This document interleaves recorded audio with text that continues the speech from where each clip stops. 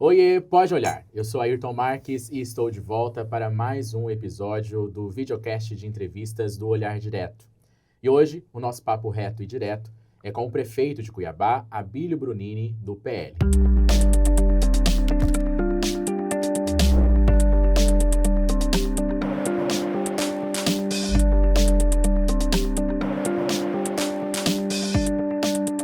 Está no ar mais uma edição do Pode Olhar. Aqui, a gente recebe quem faz a diferença no cenário político, jurídico e cultural de Mato Grosso. Conhecido por sua atuação combativa na Câmara de Cuiabá durante a gestão de Emanuel Pinheiro, ele agora encara o desafio de governar a capital de Mato Grosso. Se antes era oposição barulhenta, hoje lida com cobranças, decisões difíceis, dívidas bilionárias herdadas e, claro, a pressão de entregar resultados. Passados 6 meses do início da gestão, vamos fazer o que o bom jornalismo exige: analisar, confrontar, cobrar e entender o que foi feito e o que está por vir. E para me ajudar neste episódio, eu conto com a presença do meu amigo Luiz Vinícius, que escreve para o Caderno de Política do AD. Luiz, muito obrigado por ter aceitado novamente o convite do Pode Olhar. Está aqui numa semana seguinte, 2 semanas já, né? Tá batendo carteirinha. Tá batendo ponto, quer dizer, né? Já tem carteirinha. Muito obrigado e seja bem-vindo. Agradeço, Ayrton, agradeço o prefeito. Você sabe que é sempre uma honra estar aqui. Sempre que precisar, pode me acionar. Prefeito Abílio, muito obrigado por ter aceitado o convite do Pode Olhar nessa rotina puxada aí na frente da prefeitura, né, ali no Palácio Alencastro, tirar um tempinho para conversar com os nossos espectadores. Pela segunda vez na história, primeira vez o senhor ainda era deputado federal, ainda nem tinha começado a pré-campanha. Enfim, muito obrigado, seja bem-vindo. Obrigado, é um prazer estar aqui com vocês. Eu participo direto, toda semana eu participo do podcast do Olhar Direto. O Luiz, toda vez que vai fazer uma pergunta para mim, ele faz 1 hora de pergunta. Então, é um podcast diário. Já estou acostumado. E hoje são 2. Então, normalmente é só o Luiz. Antes da gente começar, um recado para você. Além do YouTube, onde você nos assiste, este episódio também está disponível na íntegra e em formato de áudio nas principais plataformas de podcast. Então é só pesquisar Pode Olhar no Spotify, no Deezer e no Apple Podcast. E bora ser um seguidor fiel do nosso videocast aqui no YouTube, assine o nosso canal e ative o sininho para ser notificado a cada vez que um novo episódio for disponibilizado. Lembrando que isso acontece toda quinta-feira. E aí, com o episódio no ar, você pode compartilhar com familiares, amigos, deixar a sua opinião nos comentários e curtir também. E se você quer saber como são feitas as nossas gravações, acompanhar os nossos bastidores, segue a gente nas redes sociais. Em qualquer uma delas é só pesquisar @Olhar Direto Oficial. Prefeito, como eu disse na abertura, o senhor se destacou na vida política, no cenário político de Mato Grosso, fazendo uma oposição muito forte ao ex-prefeito Emanuel Pinheiro. Agora que o senhor está há 6 meses, né? 6 meses após assumir o comando da cidade, se o senhor encontrasse o vereador Abílio no plenário da Câmara, o que o vereador diria ao prefeito Abílio Brunini sobre esse período à frente do Alencastro? Olha, eu sempre fui muito crítico do Poder Executivo e compreendo que há vários vereadores que fazem esse papel também de ser muito crítico ao Poder Executivo. Crítico, fiscalizador, cobrar. Eu ainda faço isso hoje. Ainda como prefeito, muita gente fala, ele ainda não sabe que é prefeito, né? Muita gente fala, ele não entendeu que ele é prefeito. Ainda. Acho que as pessoas que não entenderam o novo formato de gestão, o novo formato de ser político. Eu sou o primeiro fiscal do meu mandato, sou o primeiro fiscal do Executivo. Eu cobro os secretários, eu fiscalizo as UPAs, eu vou nas unidades, eu cobro os servidores que trabalham com a gente, cobro resultados, cobro melhorias e identifico que ainda tem muita coisa que precisa melhorar, tem muita coisa que não está ao meu contento. Então, quando eu recebo cobranças externas por outros vereadores, eu compreendo essas cobranças com muita naturalidade. E também compreendo que minha experiência no Poder Legislativo, tanto como vereador como deputado federal, compreendo que haverá sempre uma oposição. A parte de algumas pessoas que, por exemplo, estavam antes no poder e hoje não estão mais, elas tornam naturalmente uma oposição daqueles que estão. Então, no meu caso, eu era oposição por fiscalizar e entrar em desacordo com aquilo que estava se acontecendo, mas também existe a oposição apenas por fator ideológico, a oposição por fator de posicionamento político. existem vários tipos de oposição. O meu era de fiscalização e também de oposição política também à gestão anterior. Em Brasília, por exemplo, você vai ver que gente que era do PT e é do PT fizeram oposição ao Bolsonaro, muitas das vezes por divergências ideológicas, divergências políticas. Posicionamentos que um determinado nicho eleitoral cobrava daquele setor político. Os filiados do PT, da esquerda, por exemplo, os associados ou aqueles que tinham algum tipo de afinidade, queriam um posicionamento contrário ao Bolsonaro até para gerar uma expectativa de retornar ao poder. E hoje, naturalmente, isso também acontece aqui no nosso município. Nós temos alguns vereadores que era puxa-saco da gestão anterior, que estavam no poder, que o irmão dele trabalhava na prefeitura, que eles mandavam emenda para institutos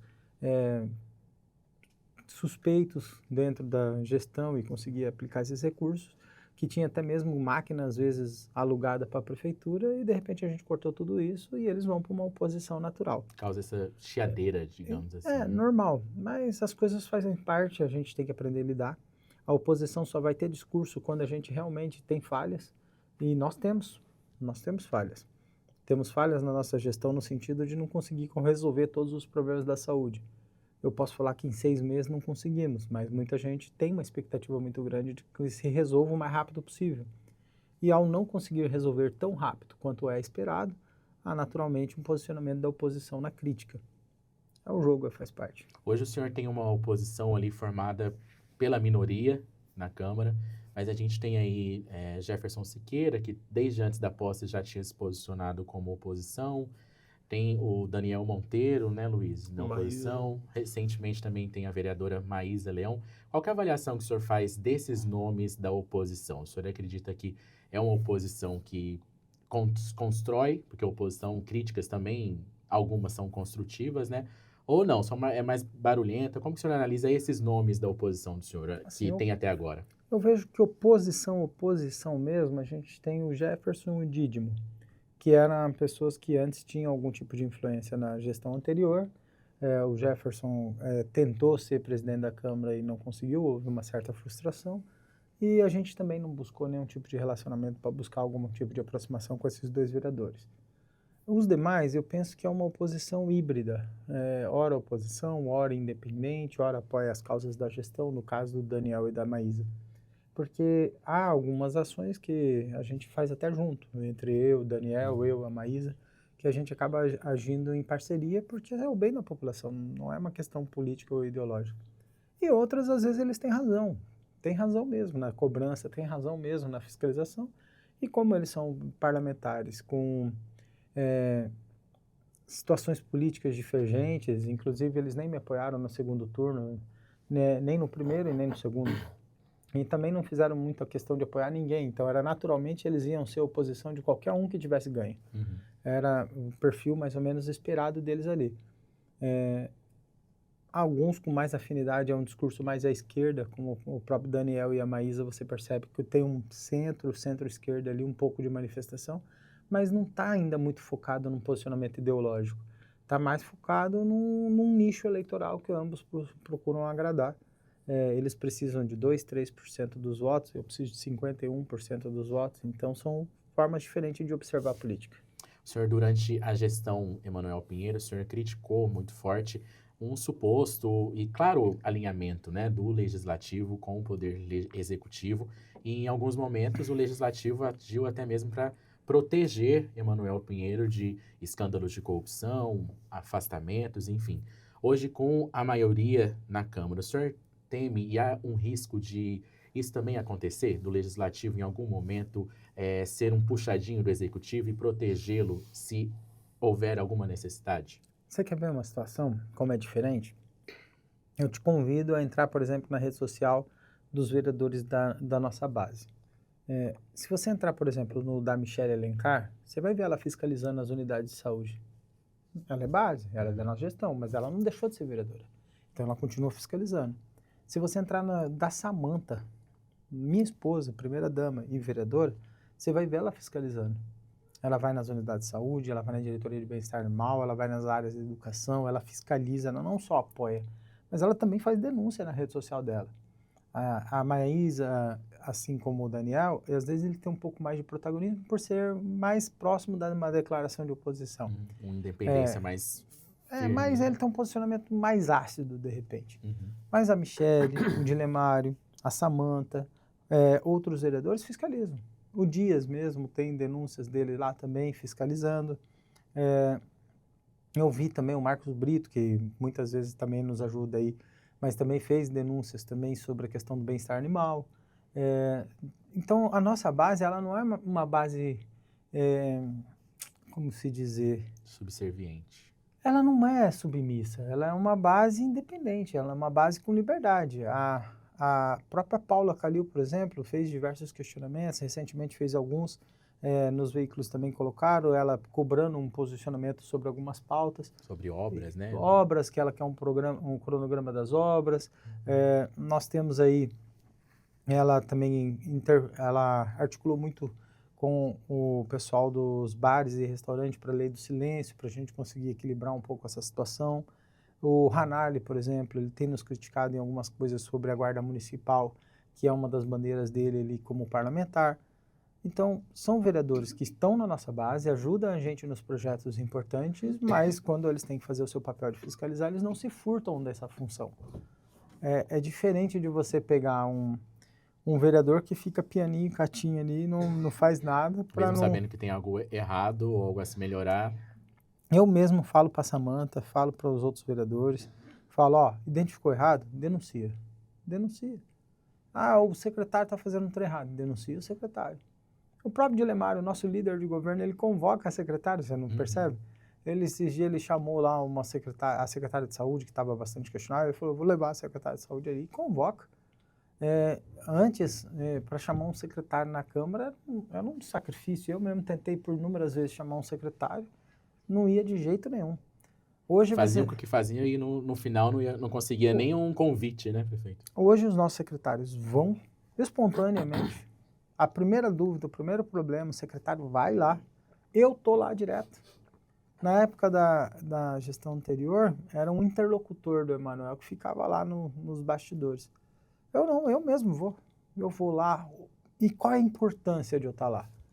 A importância de eu estar lá... que o senhor está ali para pressionar, para intimidar os vereadores. Não tem muito o que intimidar. A maioria das sessões não tem pauta nossa. Se você pegar a maioria das sessões da Câmara, não tem pauta nossa. Às vezes tem uns projetos deles lá.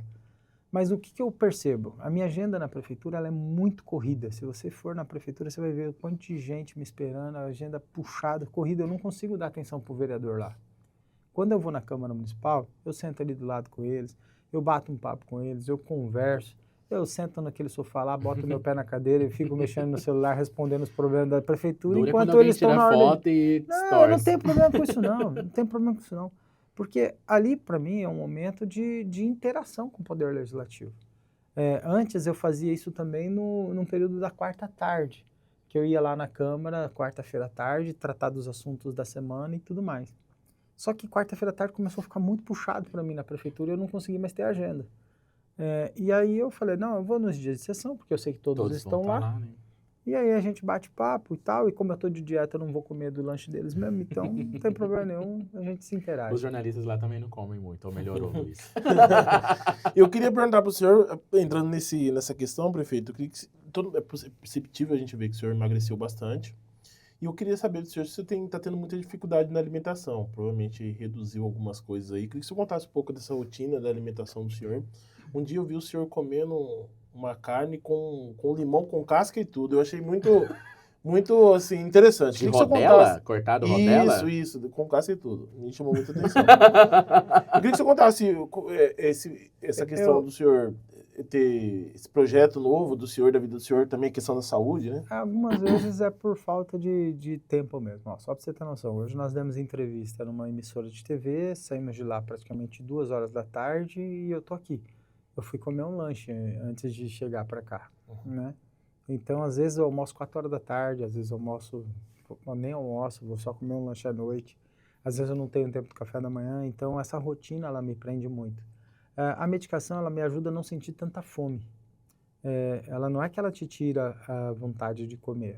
Você perde um pouco a vontade de comer, mas é que você não sente fome. Porque quando você fica sem se alimentar, começa a doer o estômago da fome. E uma outra medicação que eu tô tomando, ela me ajuda a tirar a ansiedade e a vontade compulsória de comer doce, que era o que eu fazia bastante. A questão de comer o limão, que nem você falou, eu aprendi na comida japonesa, não do Japão, na comida japonesa brasileira, na nipo brasileira. Porque se você for nos restaurantes de comida japonesa, você vai ver que tem tipo uma fatiazinha de limão em cima do arroz. Tem alguns que eles fazem com a fatiazinha de limão. E eu comecei a comer ali junto com o arroz e falei, pô, esse negócio é gostoso. Aí eu fui conversar com um médico nosso, e ele falou, não é só gostoso, isso é bom, é importante para a saúde. A casca do limão tem mais nutrientes do que o próprio limão, do que só o suco. Tanto é que muitas vezes você raspa a casca do limão e coloca ele na alimentação. Tem que tomar cuidado só com a higienização dessa casca. Aí a única coisa que eu faço é sempre uma composição com aquilo que a gente está comendo. Por exemplo, quando você me viu comendo um pedaço de limão, eu estava comendo uma carne, e ela era uma carne um pouco mais gordurosa, e o limão ajuda a quebrar um pouco esse sentimento da gordura da carne. E você não coloca o limão em rodela com casca e tudo numa Coca-Cola? Ou na água com gelo? Então, são só hábitos diferentes. Dicas de harmonização aqui. Eu queria perguntar para o senhor, hoje o senhor já emagreceu quantos quilos? 18. E qual que é a meta do senhor? Você está com quantos quilos?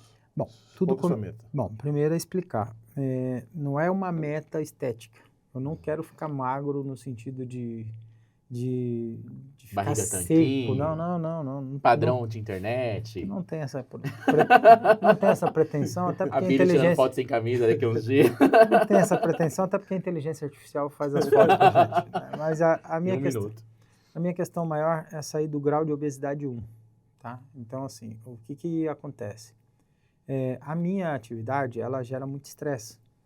E muita ansiedade, muitos problemas, e muitos problemas mesmo. Tem dias que a gente chega assim e fala, como que eu vou resolver isso? E a ansiedade, ela te cria, quando você está sob muito estresse, ele te faz alimentar de forma errada, e você aumenta o seu risco cardíaco. Eu tive 2 ataques de pânico, de ansiedade. Um eu estava aqui em Cuiabá e o outro estava em Brasília. Um estava em Chapada, que eu tinha saído para descansar. Samanta deve ter ficado com raiva. Eu acordei 5 horas da manhã e falei para ela, era 6 horas da manhã, né? E falei para ela, eu vou ali comprar um pão. Você quer pão? Ela falou, eu quero. Aí eu saí para comprar o pão e fui para a UPA. Não, mas era uma sensação horrível. Quem teve já ataque de pânico, você vai saber o que é isso. É uma sensação horrível. E ela aconteceu quando eu estava indo para descansar, porque quando eu fui descansar, minha cabeça não descansou. Meu corpo estava indo para um lugar para descansar, mas minha cabeça estava presa nos problemas que eu estava.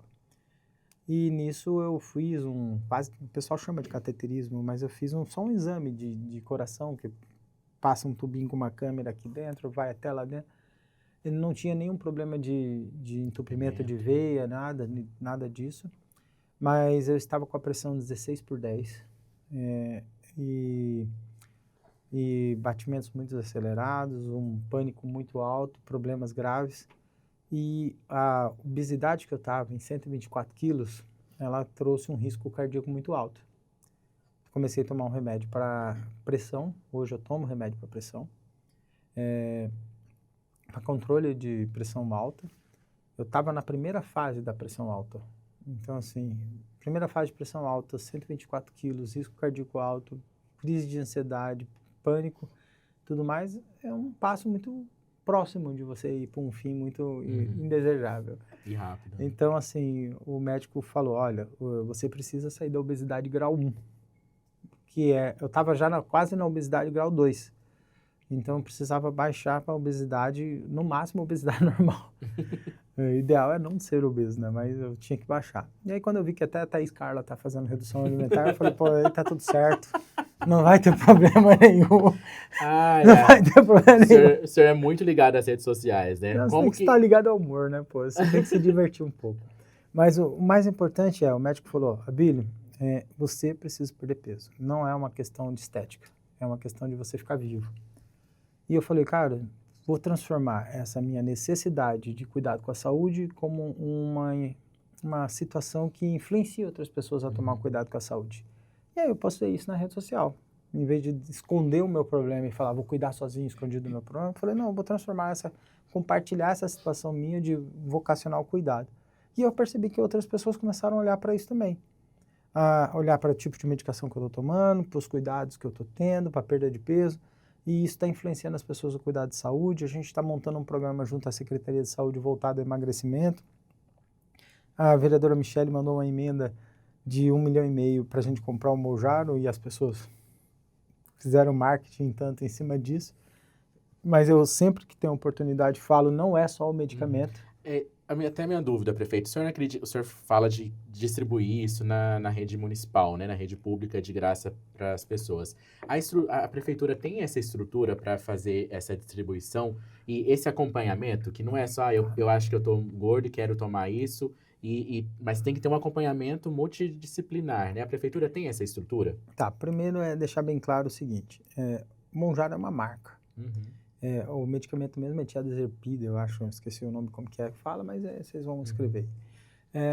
E além do Mounjaro, além do tiazepida, tem outros medicamentos. Tem o Ozempic, que tem outra fórmula também, tem o Ribelius, alguma coisa assim, tem vários outros medicamentos, agora também o Wegovy, etc.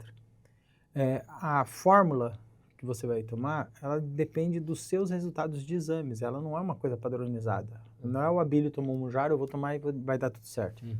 Não é assim. E o remédio, se você só tomar o remédio, vai chegar um momento que você vai parar de tomar o remédio e você vai engordar tudo de novo.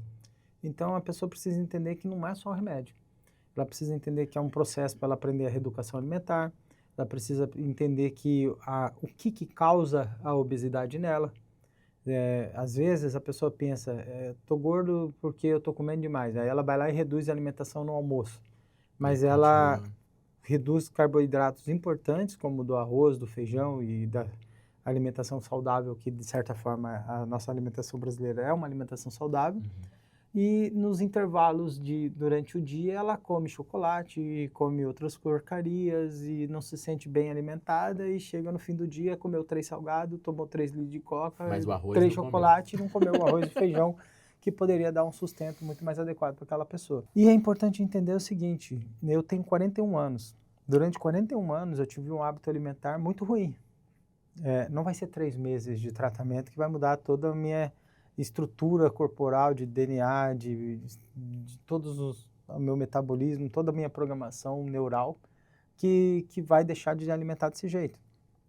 E você, Luiz, eu, que estamos um pouquinho acima do peso agora... Eu estou correndo atrás, você e Luiz. Eu posso dizer eu já perdi uns quilos já. Eu posso dizer que uma parte desse problema, depois de muita conversa com muita gente, ela vem por causa até mesmo da nossa educação familiar.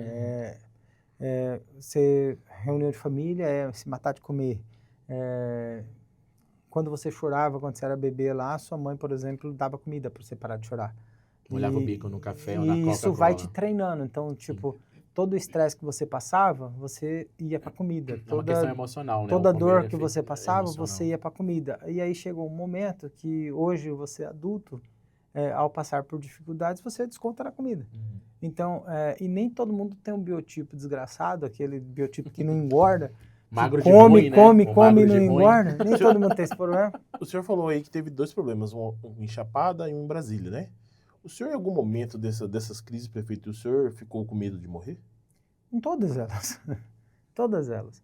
Mas não por mim, sim pelos meus filhos, pela minha esposa. Não, a gente assim, falando entre nós, seres humanos, homens principalmente, eles não são tão preocupados consigo. Ele acaba se preocupando mais com os terceiros, né? Com a família, com os amigos e tudo mais.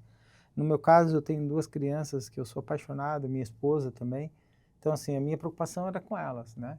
E faz parte. Você olha para dentro e fala, chega uma hora que você tem que cuidar. Ótimo. Você tem filho? Não. Então, Ixi, você tem que cuidar para fala poder de um bebê, dia ele ter. até corre. Se Deus quiser. Se Deus quiser. Não, registrado. Ele está dizendo registrado. É que pai é quem cria, né? Fala isso para o Emanuel. Vamos falar de gestão então, prefeito. Recentemente aí a prefeitura entregou um relatório sobre os dados financeiros do município e aponta aí 2,4 bilhões de reais de rombo herdado da gestão passada, né?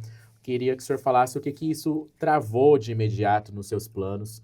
Quando o senhor ganhou a eleição, o senhor provavelmente, claramente tinha planos, né? O que isso atrapalhou nesses planos e quais são as áreas que mais foram afetadas por conta desse rombo na prefeitura? Olha, primeiro é importante deixar claro que eu já tenho 6 meses de gestão e eu não estou botando culpa no passado e nem ficar olhando para trás, que nem muita gente fala, você só fica olhando para trás, só fica reclamando do antigo gestor. Não é isso. Mas é dizer o seguinte, imagina você correndo numa pista de corrida e tem uma âncora amarrada em você com muito peso. Você pode até não olhar para trás e falar, só vou olhar para o caminho da pista de corrida e sair correndo. Mas é uma competição desleal. Você está com uma sobrecarga de peso que não é sua, muitas das vezes, e você não tem espaço livre para você correr à vontade. A nossa gestão tem que olhar para esses problemas porque nós assumimos esses problemas. Pelo princípio da continuidade da administração pública, o problema a partir do dia 1º de janeiro de 2025 deixou de ser um problema do antigo gestor, passou a ser um problema meu. Esse problema que é meu hoje, ele é ocasionado por gestões anteriores. Bem como o Emanuel, ao receber, se ele identificou algum problema quando ele recebeu a prefeitura em 2016, 17 no caso, ele tinha assumido problemas de sua gestão anterior. Ah, mas todo prefeito recebe um problema da gestão anterior. Mas nem todo prefeito recebe um problema tão grande quanto esse que eu estou recebendo. Nem todo mundo sucedeu o Emanuel. Eu fiz um comparativo, por exemplo, olha só, o Mauro deixou para o Emanuel uma conta com 113 milhões de reais no caixa. O Emanuel deixou para mim o salário de dezembro atrasado, o 13º atrasado, acertos rescisórios atrasados e muitas empresas sem receber desde agosto de 2024. É muito diferente. Eu recebi uma fatura de 1 bilhão e 15 negativo, enquanto o outro recebeu 113 milhões no caixa. São circunstâncias totalmente diferentes. E não é que eu fico olhando para trás, é que eu não tenho opção. Cada vez que eu parto para um caminho, eu tenho que olhar para aquela dívida e pagar. Agora eu tenho uma dívida de 150 milhões de reais de precatório para pagar nesse ano. Mas não olhe para trás. E aí, como que eu vou fazer? Tem que pagar a conta. Tem 500 milhões de reais não empenhado. Como que eu vou fazer? Não tem alternativa, tem que olhar para isso. 50 milhões de reais do servidor, descontou do servidor e não pagou os bancos. Eu vou falar, não vou olhar para essa dívida de 50 milhões de reais porque a minha gestão é 2025 para frente. Não, eu tenho que olhar para a dívida. Agora, existe uma diferença muito clara. Eu tenho que olhar para a dívida, eu tenho que saber de onde ela surgiu, eu tenho que saber quais foram os problemas que geraram isso e olhar para frente para mim é buscar a solução disso e evitar que essas coisas voltem a acontecer. Então eu olho para frente, aprendo com o passado, tenho que corrigir erros do passado, mas eu tenho que seguir em frente. E as duas coisas são possíveis. É o que o Valdir Teis falou para mim. Olha, Bílio, o passado está enterrado. Ele chegou a falar, o passado está enterrado. Mas ele nem julgou as contas de 2024 do passado. E ele vai ter que julgar. Então ele não está enterrado. Entendeu? Não dá para você fingir que é um morto muito louco, né? E falar que está enterrado, mas está ali andando entre a gente. Então é uma situação Na apresentação dos números lá no TCE, prefeito, eu lembro que no começo da sua apresentação o senhor falou que o orçamento de Cuiabá para 2025 de 5 bilhões, ela está superestimada. Subestimada. Superestimada. Superestimada na receita e subestimada na despesa. Para 2026, agora que o senhor vai trabalhar junto com a Câmara Municipal, qual que é a previsão? O senhor já tem mais ou menos uma ideia de qual será esse valor, prefeito? Olha, a previsão que em 2026 a gente vai apresentar uma LOA reconhecendo o empenho de dívidas que foram geradas e não empenhadas, ou seja, tem 500 milhões de reais aí que não foi empenhado. E ele vai ter que ser empenhado em algum momento, porque a pessoa prestou serviço, emitiu a nota fiscal. Por mais que o procedimento administrativo tenha sido inadequado, eu vou ter que entrar num acordo com o Tribunal de Contas e decidir com eles o seguinte: a gente reconhece ou não reconhece essa dívida? Se a gente não reconhece, a pessoa vai entrar na justiça contra a prefeitura para buscar o reconhecimento da dívida? É esse o caminho que o Tribunal de Contas vai nos orientar? Ou eu vou ter que reconhecer essa dívida, colocar ela no orçamento e criar um planejamento de pagar? Então, são dois caminhos. Se o Tribunal de Contas me orientar a não reconhecer a dívida dos 500 milhões de reais de diversos credores, diversos, até, cara, uma pessoa que vendia marmita e faliu a empresa dela por 50 mil reais de dívida que ela não conseguiu receber. Então, assim, são diversos credores e eu vou ter que ou reconhecer e colocar essa dívida no orçamento de 2026, ou não envolver com isso e deixar essas pessoas judicializarem contra a prefeitura para buscar o reconhecimento da dívida. Um dos dois caminhos terão tomado. Mas se a pessoa entrar na justiça e buscar o reconhecimento da dívida, ela vai vir para mim por decisão judicial em 2026. E eu vou ter que abrir o orçamento para ela após a medida judicial. Então, Não tem pra onde correr. não tem como eu fugir disso. Você está entendendo? Uhum. A pessoa vai judicializar, vai descobrir a dívida, ela vai vir para o orçamento de 2026. Ou com o meu planejamento para a LOA, ou sem o meu planejamento por decisão judicial. Um dos dois caminhos ela virá. Uhum. Então, isso é o que a gente está discutindo. E provavelmente a LOA de 2026 vem deficitária. Acho que talvez a primeira vez no município de Cuiabá, mas não é a primeira vez no governo do estado de Mato Grosso, por exemplo. O Mauro já fez isso em algumas vezes, onde a despesa vem maior do que a receita. Porque você vai ter que, em 2026, reconhecer as dívidas que não foram empenhadas, as dívidas que não foram colocadas no resto a pagar, o planejamento adequado para os precatórios, o planejamento adequado para transporte público gratuito, as gratuidades. Só para você ter ideia, a gente tem que pagar 1/5 dos precatórios. São 700 milhões de reais. Cada ano eu tenho que pagar 1/5. Existe uma decisão do Supremo Tribunal Federal que eu tenho que pagar os precatórios em 5 anos. Então é 1/5 por cada ano, e o 5º ano já não será ou a minha gestão ou de outra pessoa, não sei se eu vou para a reeleição ou não, mas quem for o próximo gestor vai ter que pagar 1/5 do que a gente começar agora, tá? E 1/5 de 700 milhões vai estar na margem aí dos seus 150 milhões de reais. E o Emanuel deixou na LOA de 2025 apenas 25 milhões de reais. Na onde que eu vou arrumar o restante do orçamento para isso? Eu vou ter que arrancar de outras secretarias e entrar com uma ação para poder modificar o orçamento. Então essas coisas vão vir na LOA de 2026 com um orçamento deficitário. O senhor falou também na apresentação que vai ter que tirar orçamento de outras secretarias. É possível, prefeito, que algumas secretarias, algumas pastas deixam de existir nos próximos meses ou no próximo ano? Não é essa a questão. As pessoas até reclamam, mas não é essa a questão. Só para você ter noção, 85% do orçamento da prefeitura está em 5 pastas. A saúde é a primeira de mais despesa, quase 1,5 bilhão. A educação com quase 1 bilhão. Aí vem a estrutura, obra e infraestrutura urbana. Uhum. Vem assistência social e CEMOB e limpeza urbana. Então, que está competindo ali meio firme a firme.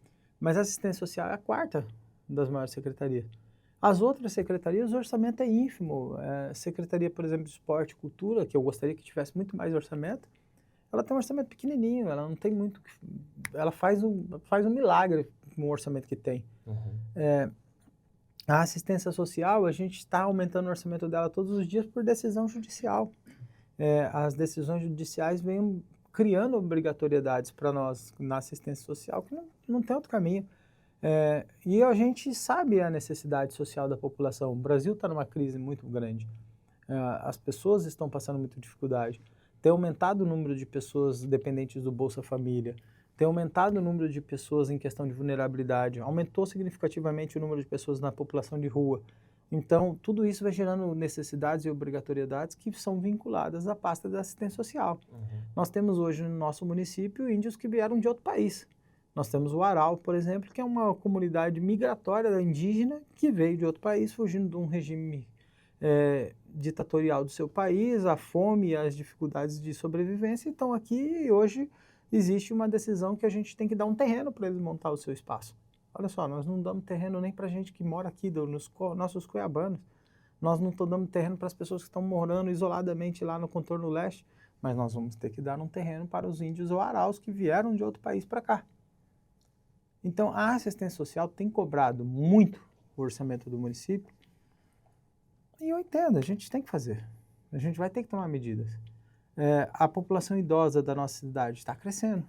Nós vamos ter mais despesas com isso. Os índices de violências contra a mulher estão crescendo. Nós temos que aumentar os recursos para combater a violência contra a mulher. Como que se combate a violência contra a mulher? Muito com ensinamento, com educação, com formação, orientar a criança dentro da escola para quando ela crescer, ela Mudar não se essa tornar um cultura, né? adulto agressor, tentar quebrar esse gênero de agressão, de repassando de pai para filho, etc. Mudar essa cultura da violência no nosso município. Nós estamos perdendo muito a periferia para o crime organizado, porque a gente não consegue alcançar a periferia, muitos programas que às vezes há uma necessidade muito maior e o crime organizado às vezes mascarado de boas ações vão lá captando novos jovens e adolescentes para dentro dessa atividade. Então tudo isso vai chegar a colocar a assistência social como possivelmente a terceira pasta mais dispendiosa no município, maior ainda do que os investimentos de infraestrutura.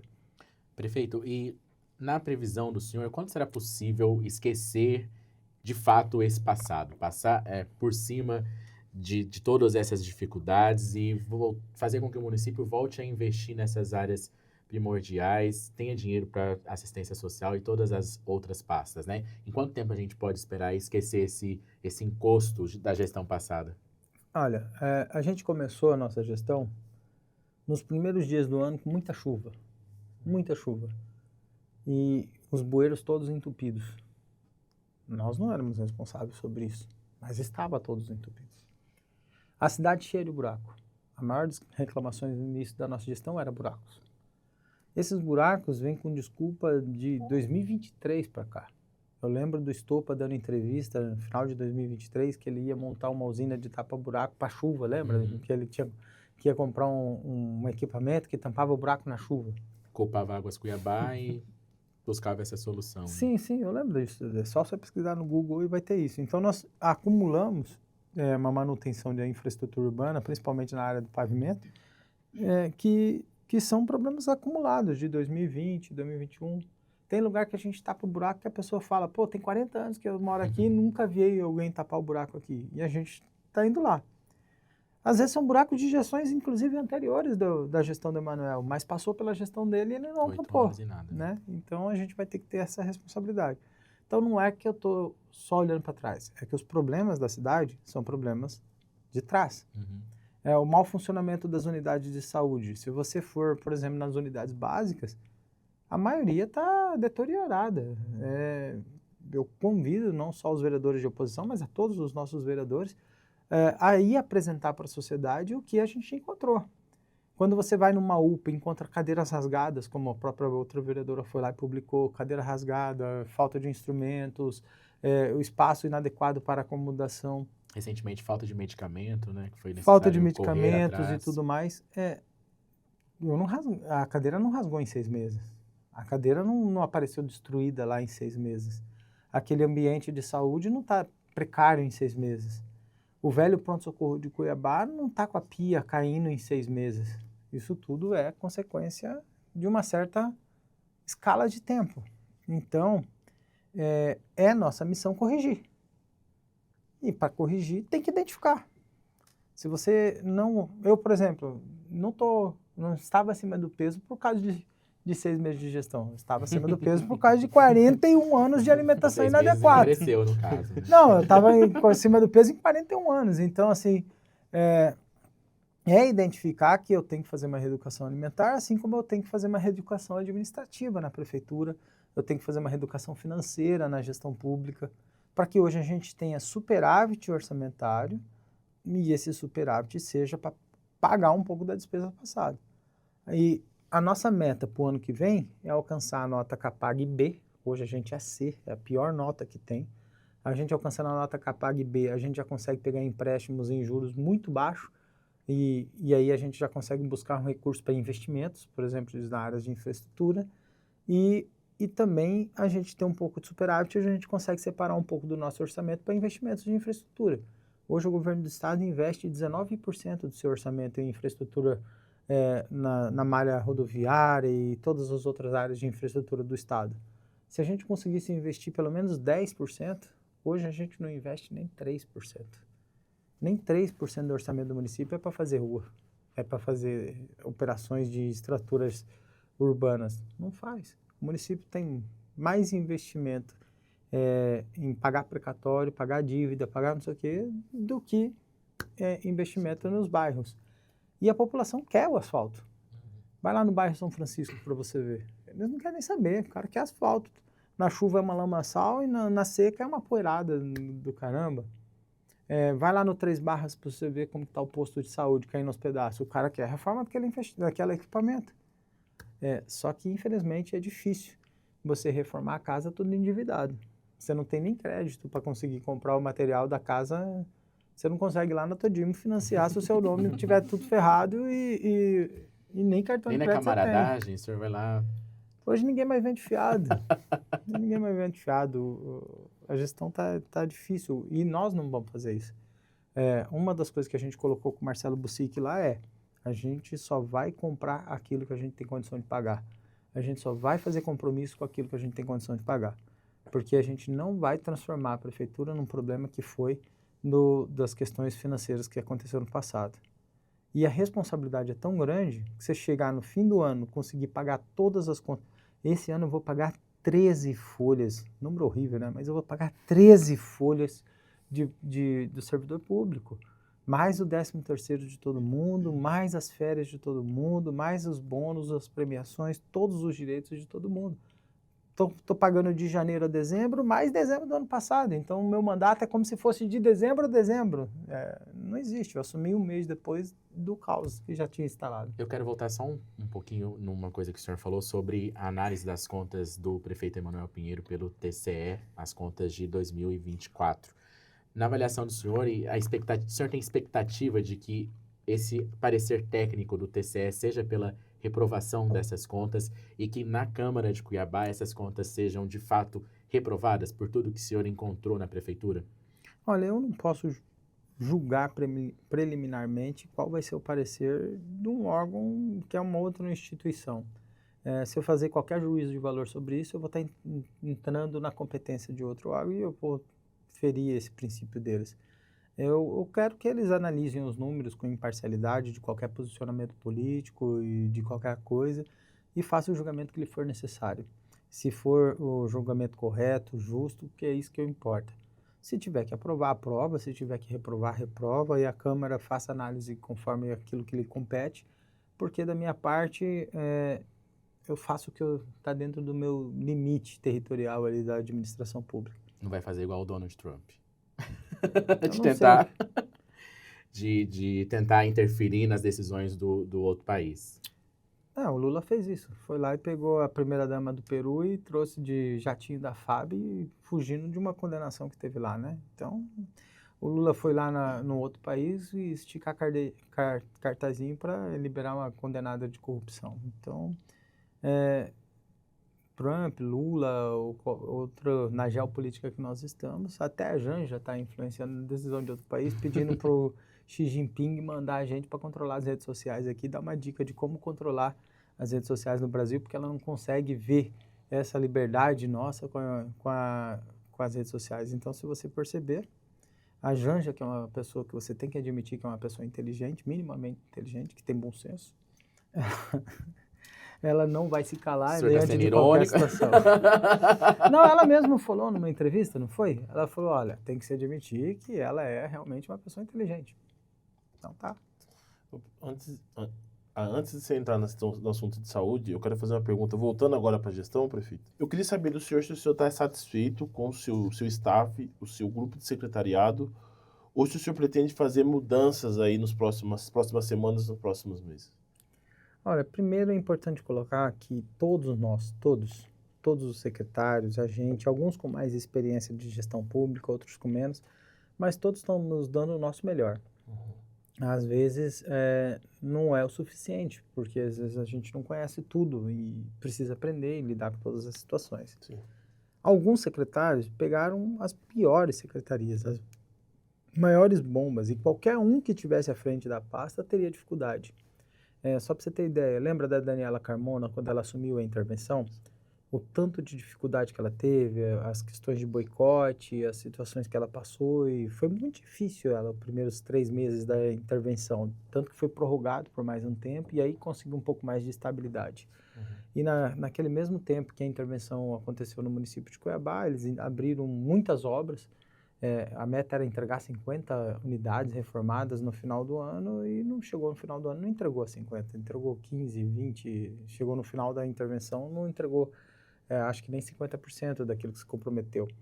Iniciou uma obra do CMI, mas ficou longe de terminar. Então, não é o secretário A, ou B, ou C que vai salvar a situação da saúde. É a estabilidade. Às vezes, um técnico assume um time que precisa fazer uma mudança cultural dentro do próprio time. E ele vai perder os primeiros jogos até se adaptar à nova mentalidade de jogo, até se adaptar no novo estilo de gestão, e são diferentes.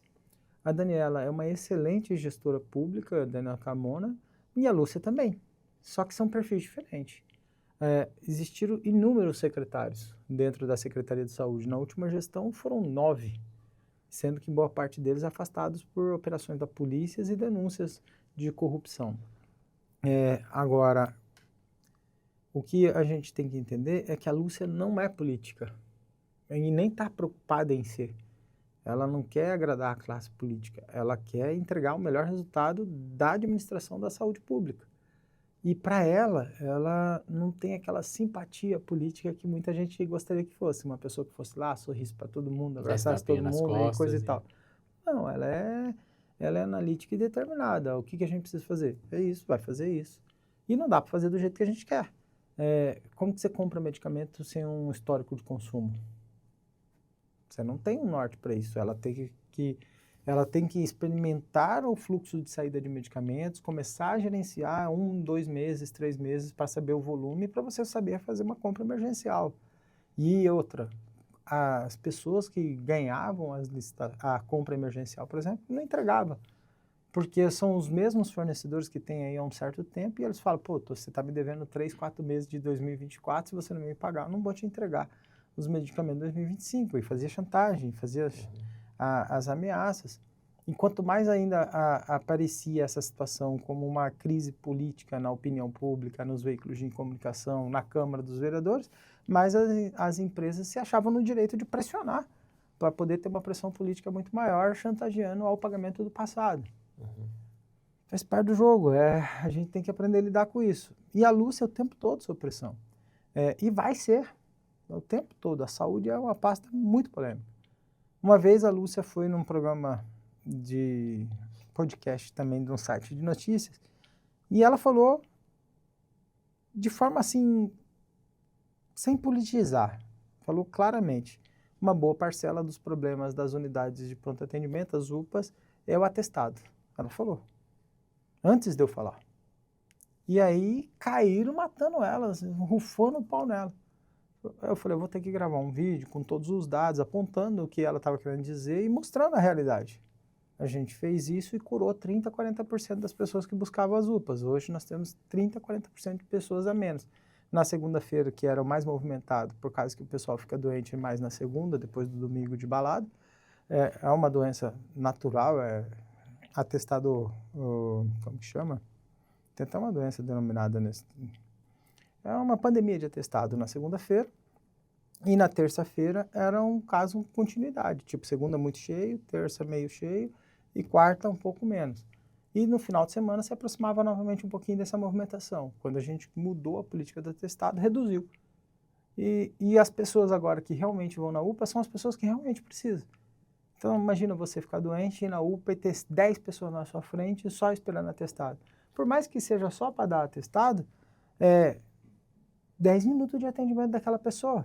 Se tiver 5 na sua frente, tem 50 minutos de atendimento para poder diagnosticar a pessoa com nada e mandar ela para casa com atestado. Sobre isso, essa declaração do senhor e da secretária, esse posicionamento da prefeitura, para alguns soa até como um preconceito aos trabalhadores cuiabanos de que eles gostariam de dar um migué, que aí, mesmo não estando doentes, vão para as UPAs buscar esse atestado médico, né? A nossa população... O senhor não temeu também de ser visto como preconceituoso? Não. A gente precisa deixar bem claro.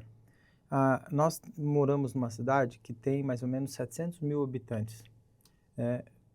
Desses 700 mil, a gente convive numa cidade com 1 milhão de habitantes, porque são pessoas transitórias de Várzea Grande que vêm para cá, de outros lugares do estado que vêm para cá, então ela tem uma rotina de 1 milhão de habitantes.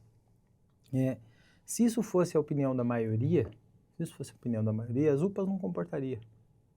Isso é uma minoria que lota as UPAs, porque a capacidade da UPA é de 450 pessoas por dia. Então, se a gente tinha ali mais ou menos 250 pessoas por dia, não é a maioria da população cuiabana, mas é um grande volume na UPA, certo? E essas 250 pessoas por dia, 200, 300 pessoas por dia que buscavam atestado nas unidades de pronto atendimento, elas sim prejudicavam a imagem do bom trabalhador cuiabano. Porque se você for no interior, aí existe uma má reputação sobre as pessoas que trabalham em Cuiabá muito grande. Eu cansei de ouvir no interior do estado falando mal do trabalhador cuiabano como se ele não tivesse muita disposição e vontade de trabalhar. E não é verdade.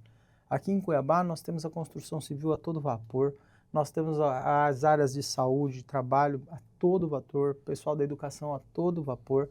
Temos muita gente trabalhadora firme na nossa cidade, só que muitas das vezes essa imagem ficava comprometida por causa de alguns poucos, que distorcem a imagem da população cuiabana.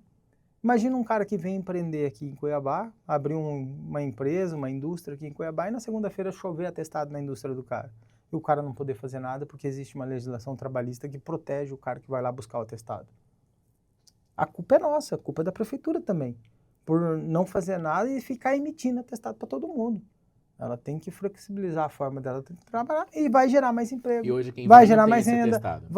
Cara, Como nós que é estamos... isso? Só esse discurso já evita que a pessoa vá Rapaz, lá tentar. Pergunte para os empresários da nossa cidade. Eles me agradecem. Eu tive num evento esses dias de indústria, o cara falou, cara, Abílio, eu quero te agradecer. Eu diminui os meus problemas na segunda-feira. Aumentou significativamente o número de funcionários na segunda-feira que está trabalhando, diminuiu drasticamente o número de atestados. E se você for em várias empresas, isso demonstra que o trabalhador está cooperando melhor com as empresas e, naturalmente, isso atrai mais investimentos. Cuiabá, só para você ter noção, tem muita gente desempregada, não tem? Tem. Mas você sabia que tem um banco de emprego de mais de 5 mil vagas de emprego disponível no município? E não é só vaga elitizada, não é só vaga com especialidade no trabalho. Tem muita vaga aqui em Cuiabá. Acontece que uma parcela da sociedade não busca essas vagas. Uma parcela da sociedade pensa assim, o Bolsa Família paga R$ 1.200 para se tiver 2 filhos, 3 filhos, alguma situação assim. Mais um bico que ele faz, mais um trabalho que ele faz de outra coisa, vai trabalhar num serviço com R$2.000 para quê?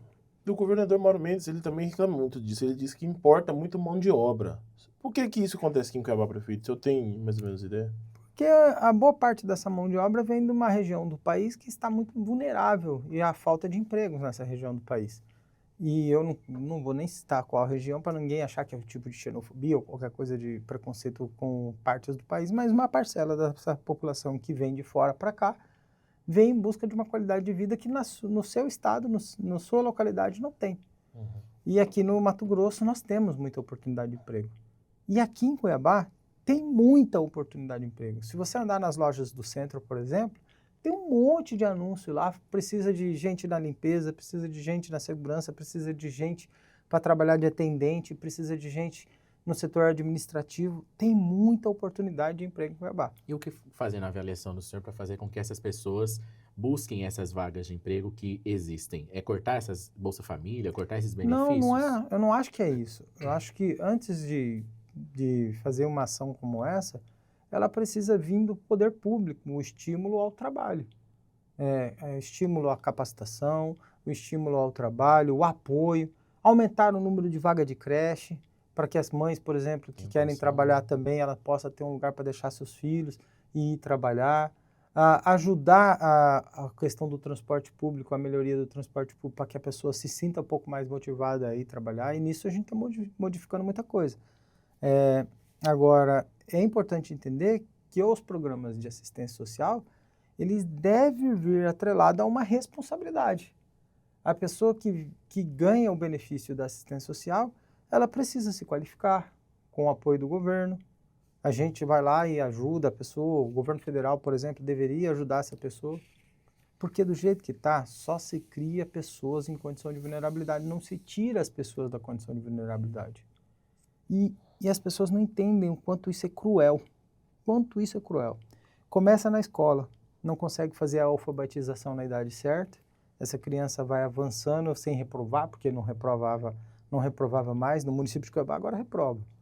E nós não vamos mais ficar dando aquela nota A, B, C, C+, B+. Não tem isso aqui não. Aqui é de 0 a 10 agora. Se você não tirar a média, reprova. Se você faltar, reprova. Nós vamos cobrar a educação com avaliação do método que funcionava e que estimulava a criança a se desenvolver. E principalmente na idade certa. Começa ali, onde você tira um projeto. A criança que não se educa na idade certa, ela tem menor possibilidade de chegar na faculdade. E hoje o que você vê? Vai lá na Universidade Federal. A maioria das pessoas que estão na Universidade Federal são pessoas bem de vida. A maioria das pessoas que estão vivendo numa universidade pública são pessoas que têm condições de estar pagando uma universidade particular. E que tiveram condição de pagar uma particular, né? E a maioria que está nas privadas são os pobres que fazem financiamento e se ferram para pagar o financiamento a vida toda. E estão lá na universidade particular se matando com um carnezinho lá da Unic, com o FIES e um monte de outras coisas, com inúmeras outras faculdades que tem aí no nosso município, que muitas delas vieram de fora para poder explorar esse mercado aqui. E isso não é cruel com o pobre? Não é cruel com o pobre? É lógico que é. E você acha que manter ele cada dia mais pobre, estimulando ele a ficar em condição de vulnerabilidade, só para poder fazer de conta que é uma guerra de classe, uma guerra social, e mantendo ela naquela circunstância, vai mudar a realidade daquelas pessoas? Hoje, muitas das pessoas que vivem na periferia sonham em ser jogador de futebol porque acham que é o caminho mais fácil de mudar de vida. Ou famoso na TV, Ou, né? agora a moda é né? influencer, né? Agora a moda é influencer. E muitas das caminho vezes, mais rápido para ascensão, né? E muitas das vezes esse influencer está ali financiado pelo tigrinho, financiado pelo tráfico de drogas, pelas facções criminosas, e fazendo de conta que está fazendo ações sociais, mas a maioria das vezes está destruindo a vida do próprio pobre. A maioria das vezes está sendo predatório ao próprio pobre. Quantas vezes nos veículos de vocês tem jovens de 17, 18, 20, 23 anos mortos por envolvimento com crime? Ah, mas isso é uma maldade com a periferia. É, uma maldade com a periferia. Enquanto as políticas públicas não forem voltadas para a formação, capacitação e desenvolvimento do ser humano, as pessoas vão estar nessa condição. Eu tenho certeza que nós aqui, nós não tivemos origem rica. Eu venho do CPA, pô. Eu morei no CPA 4 inúmeras vezes. Meus pais foram divorciados, eu morei em vários bairros carentes, morei ali no Paiaguás, morei no Cochipó, morei em bairros simples da nossa cidade, sou de soltar pipa na rua, de brincar com as gurizadas no campinho de pedra, sem ter lugar para a gente ter o espaço adequado. Estudei em escola pública, estudei no Rodolfo Augusto, estudei no Johnny Augusto, estudei ali no Liceu Cuiabano. Consegui fazer Isaac Newton, sim, pela bolsa daquela época, que você tinha bolsa para conseguir entrar no Isaac Newton. Ah, mas seu avô era pastor. Meu avô não tinha riqueza não, cara. Meu avô morreu, não tinha fazenda, não tinha nada. Meu avô tinha a vida dele. Não juntou riqueza, mesmo sendo pastor de uma das maiores igrejas aqui da nossa cidade. Eu, com muita dificuldade, fui crescendo. E vocês também, pô. Tenho certeza que você veio de uma origem simples, não veio? Sim. E é possível crescer através da educação e através de... Ou você preferia estar lá no Tijucal ainda, no Bolsa Família, buscando um outro caminho? Então é isso que a gente tem que pregar. E quando a gente fala contra a política do atestado, eu também estou ensinando aquela pessoa. Estou falando para ela, sai dessa vida, irmão. Se você ficar nessa política de atestado, você nunca será valorizado como profissional. O seu patrão não vai te respeitar como profissional. Vai te colocar numa situação de que você não é uma pessoa que tem o direito de crescer na vida, porque você está sempre buscando subterfúgio para não trabalhar. Muito pelo contrário, nós temos que estimular as pessoas a buscar um caminho melhor para trabalhar. E eu tenho certeza que aqui em Cuiabá tem inúmeras histórias, inúmeras. E que a vida não foi fácil. Se você for lá pegar o Igor Jesus, por exemplo, que hoje é um grande jogador de futebol no nosso país e mundial, fez o gol no Paris Saint-Germain, ele e o Cuiabano, por exemplo, eu conhecia os pais dele, pessoas simples, lá do Prairinho. mas pessoas honradas, sérias. E o cara, para virar um grande jogador de futebol como aquele, não foi na bagunça, não. Foi na dedicação, no treino, no trabalho, no puxão de orelha do pai e da mãe. E além do Igor Jesus como um grande jogador de futebol, aqui tem cara que é dono de empresa, aqui tem cara que gera mais de 200 empregos, aqui tem cara que não tem a 5ª série, mas que montou um negócio e ficou forte e gera um monte de emprego. Tem gente de todo tipo. E nós temos muitas histórias assim. Então, o que eu quero promover é Cuiabá é uma cidade do trabalho. E nós vamos se esforçar para fazer ela ser desse jeito.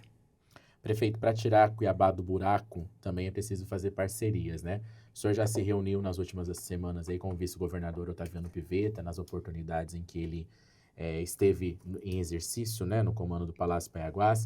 Recentemente, o senhor se reuniu com o governador Mauro Mendes, apresentou projetos, pediu apoio em algumas ações. Gostaria que o senhor falasse qual que é a promessa e o que ficou comprometido de ajuda do Estado para Cuiabá nesses próximos dias, meses.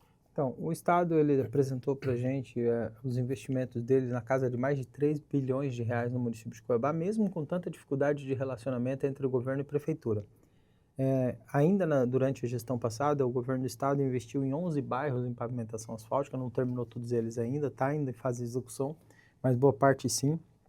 Investiu em várias obras de infraestrutura, como está fazendo agora o BRT. Na Miguel Sutil tem algumas intervenções de algumas obras que estão sendo feitas lá. Está fazendo o Parque Novo Mato Grosso, está fazendo várias obras no nosso município. Só que eu fui falar com o Mauro que eu gostaria de fazer algumas ações em parceria com a nossa gestão. Muitas dessas ações iniciaram em outros momentos e eu gostaria de iniciar novas ações na nossa gestão. Nisso propus para eles algumas obras de infraestrutura, como o viaduto da Arquimedes Pereira Lima com o Córrego Barbada, um viaduto ali na região do lado do Shopping Estação, que cruza o Santa Rosa com o Jardim Cuiabá, isso desafogando um pouco aquela situação ali do Círculo Militar, daquela rotatória. A Avenida Parque Beira Rio Norte, que é uma avenida que vai passar ali por trás do Santa Isabel, tanto ali da avenida, passando por trás do Santa Isabel, atrás do Santa Rosa, lá embaixo, e vai encontrar com uma Avenida Parque que vai passar paralela a Miguel Sutil, cruzando o morro ali do HMC e vai até lá na Elder Cândida, passando por dentro ali. Vai fazer uma conexão nova em Cuiabá, isso é muito importante. Falei para ele sobre a duplicação da Avenida do CPA, que vai até a rotatória do contorno leste ali, ou seja, passaria o comando geral, seguiria ali passando pelo Serra Dourada, até chegar naquela rotatória que tem ali antes de ir para o Buritis ali com o contorno leste, e do contorno leste até a MT-251, são obras importantes de infraestrutura urbana, que isso são questões que a gente gostaria de começar, ainda que não dê tempo de concluir no mandato dele, mas a gente começar e buscar a conclusão dessas obras, e algumas áreas da saúde, que para nós também é essencial. Nós estamos precisando de mais investimentos na área da saúde, que é do maior gargalo, e falamos de algumas parcerias em algumas execuções. Então foi uma conversa muito produtiva. Estava o governador Mauro Mendes, o secretário Fábio Garcia, o Pivetta, que é o vice-governador, e nisso tudo a gente, com muita atenção a projetos para municípios, nós não tratamos de política, não tratamos de eleição. Isso que é a minha próxima pergunta. Eu saberia que você ia fazer isso. Então, tá lendo o pensamento, Abílio? Não, é convívio. Brincadeira. Convívio. Não, até eu gostaria de perguntar justamente isso. Até que ponto esse compromisso, essa aliança, passa pelas eleições de 2026? Nada a ver. Só complementando, porque antes dessa reunião, o deputado estadual Diego Guimarães comentou sobre a decisão desse grupo político do governador Mauro Mendes de lançar a pré-candidatura do Pivetta para o Palácio Paiaguás em 2026. Ele destacou a importância de ter uma aliança com o senhor, uma aliança política e o apoio do senhor a esse projeto. E aí ele já cobrou o governo estadual, o governo do Mauro, mais investimentos em Cuiabá. E logo teve essa reunião. Isso passa pelas eleições, esse compromisso de mais apoio em Cuiabá, para que o senhor possa apoiar esse projeto político do grupo do governador Mauro Mendes, do vice Pivetta? Não, primeiro é importante o que eu disse para o Mauro. Eu falei, Mauro, nós precisamos ter umas ações juntas nossas porque pela minha dedução dos cálculos, ele tem mais 1 ano de mandato. Provavelmente sai nem em abril, se caso ele for candidato ao Senado. né? Então nós temos 1 ano para a gente começar umas ações nossas. E isso é importante. O Mauro, que tanto esperou, por exemplo, ter uma relação com o município, ficou 8 anos aí sem poder ter uma boa conexão Sem com ter o município de confiança, Cuiabá, uma relação conflituosa e tudo mais. Então nós estamos aí pela primeira vez num momento de alinhamento, onde o município de Cuiabá tem um alinhamento próximo do governador. E demonstrar essa possibilidade desse alinhamento, trazer resultados. Então esse foi o nosso foco da nossa conversa. Não estava falando de eleições. Eleições é estratégias do período de campanha, e isso cada um tem o seu grupo político, cada um tem a sua trajetória, a sua estratégia. Eu ajudei o Mauro em 2022 a governo, eu fui candidato a deputado federal, ele era candidato a governador à reeleição, a gente ajudou junto o Bolsonaro. Eu e ele temos a mesma afinidade com um posicionamento político mais à direita, ele centro-direita e eu mais à direita. E o Pivetta também está junto aí, participando disso como gestor, tem um ótimo relacionamento com ele. Em 2020 já tinha um relacionamento com ele junto com o Velaton. Agora, nós não tratamos da eleição. Agora, é claro que ele, como pretenso candidato ao governo, o Pivetta pretenso candidato ao governo e o Mauro ao Senado, ter ações colaborativas com a Prefeitura de Cuiabá ajuda ele, sim. Eu não participo da eleição do ano que vem, mas ele sim. E ajuda. Não estou dizendo que ele não tem trabalho em Cuiabá. Ele tem. Tem muito trabalho em Cuiabá, Mas ainda quanto com o mais, Emanuel. melhor para o projeto dele. Mas é a primeira oportunidade que a gente tem de ter um trabalho colaborativo. Prefeitura e governo do Estado. Esse era o foco. O nosso partido, o PL, ele tem um pré-candidato ao governo, que é o Wellington Fagundes. Mas se você conhece o Wellington, você vai ver, ele tem um bom relacionamento com o governo. O Wellington tem um bom relacionamento com o Mauro, tem um bom relacionamento com o Pivetta. Ele não é de conflito igual eu. O Mauro, o Wellington, ele tem Às um vezes perfil... a gente até puxa a língua dele, mas não vai. Ele tem um perfil mais conciliador, ele não é de entrar em tantas polêmicas como eu sou de mais hábito, mas você vai perceber que pode acontecer de ter disputas oposicionistas numa eleição do ano que vem. E isso é natural. Em 2024 tivemos. Por mais que eu tinha uma ótima afinidade com o governo do Estado, um bom relacionamento com o Fábio Garcia, um bom relacionamento com o Mauro como deputado federal e eles no governo, em 2024 eles tinham um candidato próprio e eu candidato pelo PL. E isso não acabou com a nossa amizade. Muito pelo contrário, tínhamos posicionamentos e grupos políticos distintos. Pode acontecer de 2026 isso acontecer novamente? Pode, não tem problema nenhum. Agora, como que isso vai acontecer? Sei lá. Em 2023, os pré-candidatos eram outros. O senhor tem mais afinidade com o Pivetta ou com o Wellington? Eu tenho um bom relacionamento com os dois. E é uma situação muito complicada, porque eu acredito que o Wellington tem uma confiança muito grande do nosso partido, assim como o Pivetta também tem uma boa confiança também. Temos um bom relacionamento com os dois. Acontece que o PL hoje ele tem um posicionamento político de disputar eleições. O PSDB ele fez isso, ele chegou ao poder e não disputou eleições e foi sumindo. Hoje o PSDB praticamente não existe. O PL não vai passar por esse procedimento. O PL vai disputar eleições, vai ter protagonismo no processo, vai defender as nossas bandeiras políticas e por mais que alguns candidatos fiquem num posicionamento mais neutro, o PL não ficará. Hoje o senhor fala nacionalmente e no Estado? Sim, mas pode haver alianças? Pode haver alianças. Em São Paulo, o PL apoiou o Tarcísio, que estava em outro partido. Naquela ocasião, o Tarcísio foi para outro partido porque seria muito difícil concentrar uma campanha presidencial e uma campanha do governo do Estado de São Paulo no mesmo partido. E aí era necessário fazer algumas composições e em São Paulo foi possível fazer essa composição. Agora, nessa eleição para prefeito de São Paulo, o PL também fez uma nova composição e apoiou o Nunes. Então, pode acontecer de ter composição? Pode acontecer. Mas hoje no estado de Mato Grosso, está provável disso acontecer? Hoje no estado de Mato Grosso não está provável disso acontecer. Porque o PL provavelmente terá um candidato ao governo. Por isso eu fiz a brincadeira com o Pivetta. Falei, Pivetta, quer ter o apoio do PL? Vem pro PL. A impressão, pelo menos é a minha impressão, posso estar errado, e pelo menos das pessoas que eu converso aqui da minha bolha, a impressão é que o senhor tem mais afinidade com o projeto do Pivetta do que com o projeto do Wellington. O senhor não teme que isso pode ter uma briga interna dentro do partido, um Causar racha, ciúme? um ciúme do Wellington Fagundes, do senhor ter essa maior afinidade com o Pivetta? Não, isso também não é verdade.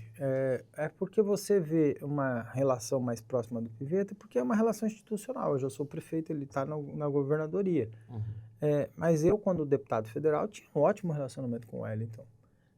Inclusive, o Wellington era senador, eu deputado, nós convivimos muito em Brasília, muito tempo junto. Nessa eleição agora de 2024, o Wellington me ajudou muito, desde o primeiro turno. Ele conversou com o presidente do nosso partido, ele ajudou a gente a ter articulações que eram necessárias para a gente construir.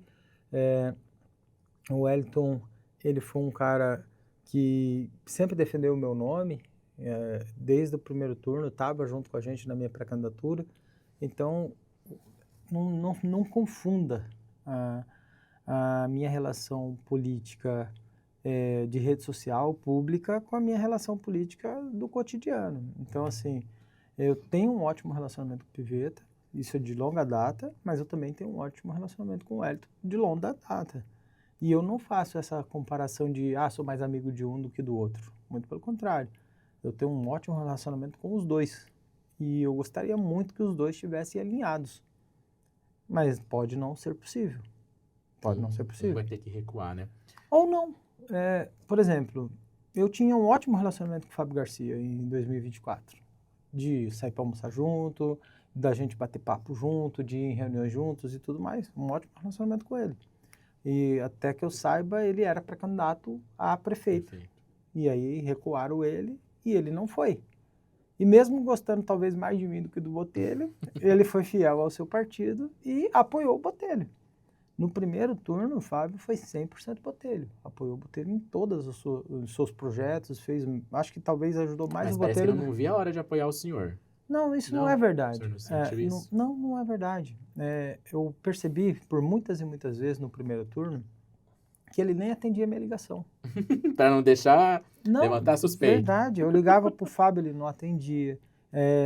A gente teve, durante o período que se aproximou da eleição, uma relação muito difícil com o governo. Porque o Mauro fugia de qualquer aproximação com um candidato de uma outra sigla partidária. O Fábio Garcia não atendia minha ligação de jeito nenhum. Era raramente as possibilidades da gente conseguir ter um relacionamento bom no período de campanha. Porque eles são focados, eles têm um projeto deles, eles são candidatos, eles montam um grupo, eles montam a campanha, eles vão para cima e ficam firmes naquele projeto. Por que o senhor ligava para o Fábio Garcia? Porque eu tinha emendas para receber, mandar para os municípios. Eu era deputado, eu estava em exercício.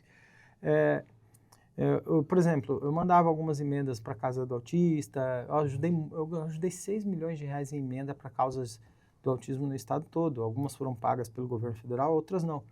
Mas eu sempre intermediava e falava, gente, esse projeto é importante, outras coisas eram importantes. O Fábio não me atendia, mas às vezes ele sabia que eu estava ligando para ele, eu acho que por causa de algumas das emendas que tinham que ser repassadas, e ele repassava, mas ele não falava comigo. Vai que nessa conversa surge outro assunto, né? Eu acho que era mais aquela situação de evitar uma interpretação equivocada, né? E aí chegou um tempo que eu parei de ligar. Eu já fiz uma pergunta semelhante dessa para o senhor, mas eu vou fazer diferente, o senhor vai entender. O senhor, a gente viu, acompanhou lá a questão... outra, só para você entender, para não fugir desse assunto. Uhum. Apesar do meu ótimo relacionamento com o Pivetta, no período das eleições de 2024, o partido dele colocou o vice do Botelho. Uhum. E eu não tinha contato com o Pivetta sobre isso. Entenda bem. Uhum. O Republicanos apoiou o Botelho. O Diego mesmo, meu amigo, no primeiro turno das eleições de 2024, estava no partido dele, ele é fiel ao seu partido, esteve com outro candidato. Outros nomes também que são meus amigos estiveram. E eu não guardei mágoa nenhuma, porque faz parte do projeto político deles. Do partido, da sigla, das alianças e tudo mais, normal. E o Faisal esteve muito comigo naquele momento, outros deputados estiveram muito comigo e a gente fez o nosso projeto. No segundo turno, a gente somou. Imagina se eu tivesse feito inimizade no primeiro turno. Se eu chegasse no primeiro turno, tivesse brigado com eles, partido para a pessoalidade, não interpretasse que a situação eleitoral é assim mesmo, que as coisas são desse jeito, chegaria no segundo turno, eu ia precisar da ajuda deles e com que cara eu ia pedir? Só aproveitando, O senhor se manteria fiel ao partido caso o Pivetta e o Wellington sair candidato em 2026? Eu sou fiel ao partido. E eu digo claramente, eu tenho um líder, eu não escondo. Não é porque eu sou prefeito de Cuiabá que eu vou ficar fazendo jogo duplo aí e agradar todo mundo. Eu não tenho esse foco. Eu tenho um líder, eu tenho um partido, eu tenho um pensamento, eu tenho uma ideologia, eu tenho um grupo. E eu não escondo esse grupo. Eu sou do PL, eu sou leal ao Bolsonaro, eu sou leal aos nossos valores de ser conservador, eu sou leal ao nosso posicionamento político partidário e demonstro isso no dia a dia. Até mesmo nas muitas entrevistas que a gente dá, naturalmente um prefeito não teria um posicionamento tão polêmico e conflituoso com outros pensamentos ideológicos, correto? Que nem você me perguntou esses dias aí, não sei se foi você que perguntou num dos podcasts nossos, sobre a questão do Trump e a taxa e o Lula.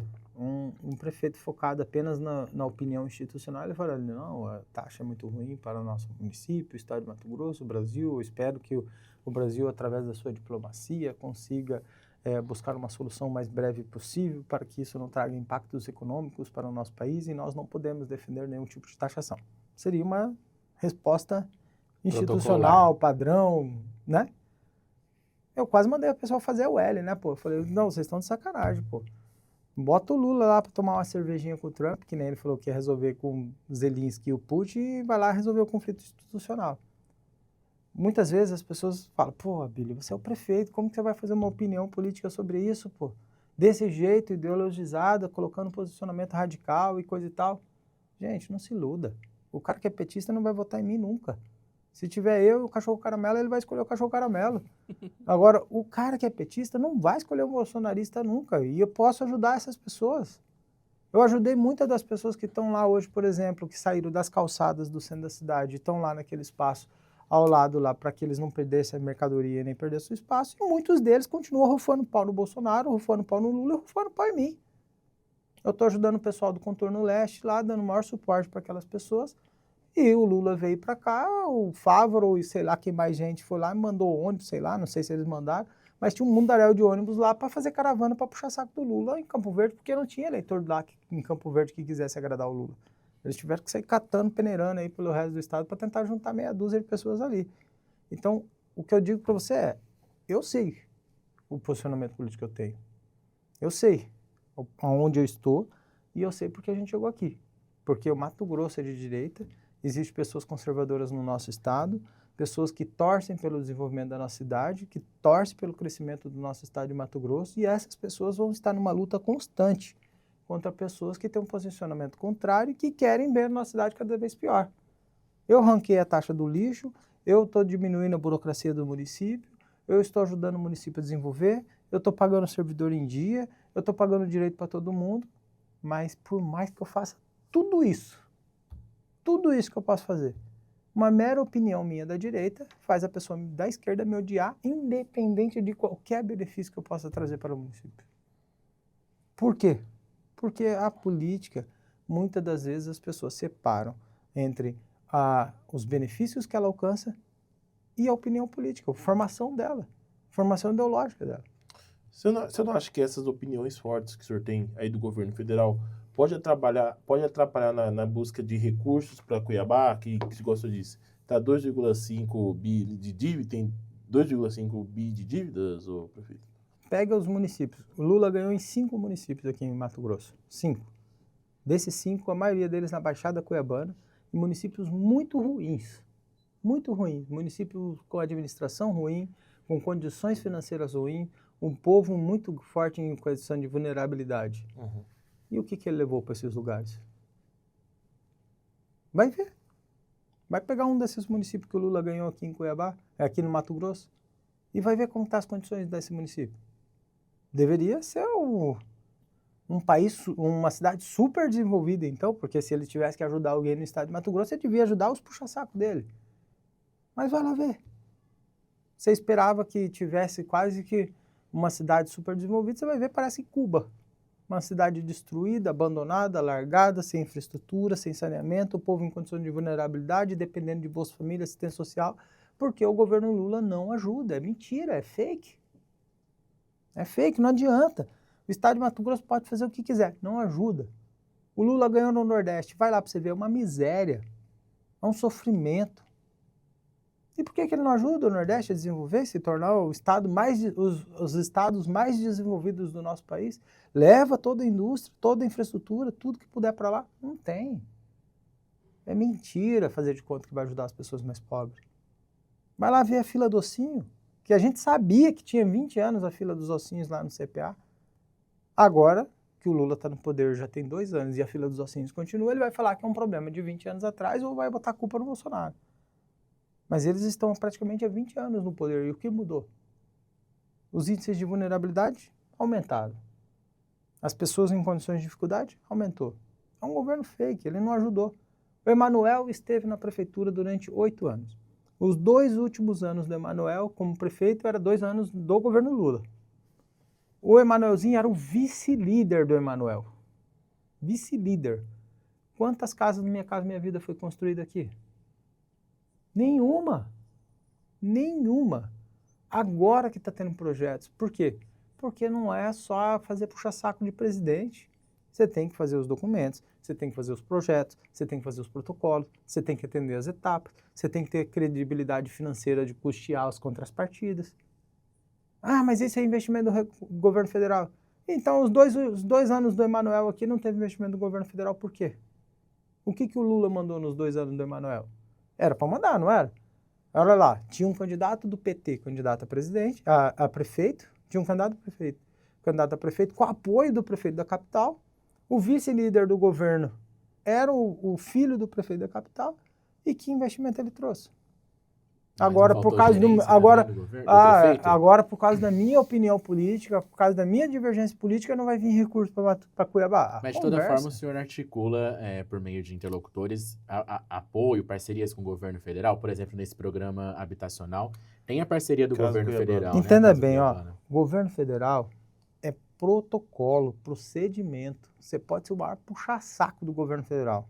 Pode ser. Se você não seguir a regra do protocolo, do procedimento, de apresentar os projetos, de encaminhar os processos, de protocolar nos ministérios ações, de seguir as fases, de cumprir os compromissos, não vai vir recurso. Então, assim, hoje nós trabalhamos conforme a regra. Aquilo que eles têm que passar para a gente obrigatoriamente por causa do Pacto Federativo, eles têm que passar, o FPM tem que passar para a gente, os recursos da saúde têm que passar para a gente, e estamos cumprindo a regra quanto a isso. Recursos novos. A maior parte dos recursos novos que vem para Cuiabá de 2025 são os recursos das minhas emendas parlamentares e dos outros deputados da direita que mandaram emenda para nós aqui em Cuiabá. Em 2026, vai vir mais também, de emendas dos deputados federais nossos, e nós vamos eleger novos deputados federais e novos deputados estaduais para ajudar a salvar Cuiabá da situação que ela está. E os deputados estaduais que antes foram eleitos com o prefeito anterior, e se eles não ajudarem a nossa cidade, eles nem voltar não vão. A gente foi nas ruas, a nossa repórter Giovana Bittencourt foi nas ruas de Cuiabá hoje de manhã e pegou alguns comentários e algumas perguntas. Eu vou colocar aqui de alguns deles e vou pedir para o senhor responder e comentar, tá bom? Vou colocar aqui no celular. O primeiro deles é o Augusto Ferreira da Silva, que é o presidente do Sindicato dos Camelôs, e o Cenoura, comerciante. Eles são trabalhadores que estavam ali na 13 de junho e que foram realocados, né, por conta de uma necessidade aí. Deixa eu só colocar o play aqui, tirar uma coisa. Meu nome é Augusto, né?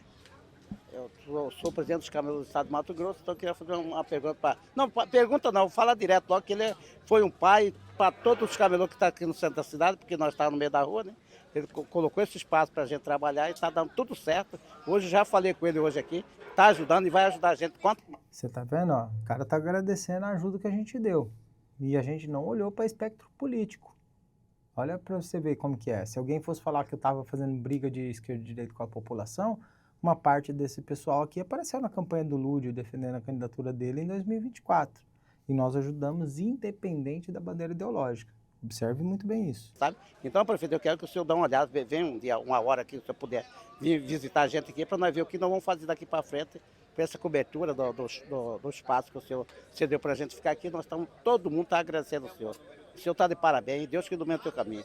Bom dia a todos aqui do Mamanda Caducando. Abílio, vou fazer uma pergunta para o senhor. Nós estamos aqui provisoriamente ou estamos aqui permanentemente? Responda para mim aí. Outra coisa também. Eu tenho 46 anos de camelô, para mim que tá ótimo. Só isso só.